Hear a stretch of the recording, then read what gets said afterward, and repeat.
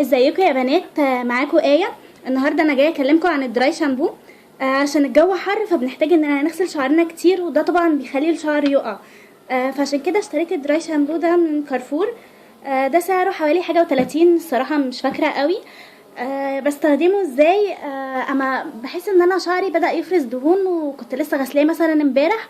فطبعا مش هغسله كل يوم، وبيبقى حاسه ان هو لا مدهن مش عاجبني.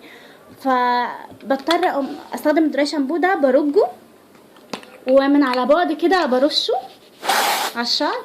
بيطلع كده الابيض اللي انتوا شايفينه ده هو اللي بيشيل الدهون من الشعر. بعد ما برشه بقوم ادعك كده الشعر واحده واحده، فيقوم البياض ده يروح ويشيل الدهون.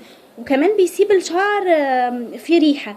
هو في منه روايح كتيره قوي، بس انا اخترت الريحه دي عشان هي اللي عجبتني.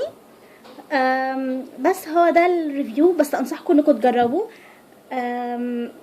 انكم تشتروه يعني عشان غسل الشعر كتير بيوقعه. طب ما ليه؟ ما احنا ممكن نستخدم ده ونحافظ على شعرنا يعني، وفي نفس الوقت ما بنحسش ان احنا شعرنا محتاج يتغسل، وبيسيب كمان ريحه حلوه قوي في الشعر.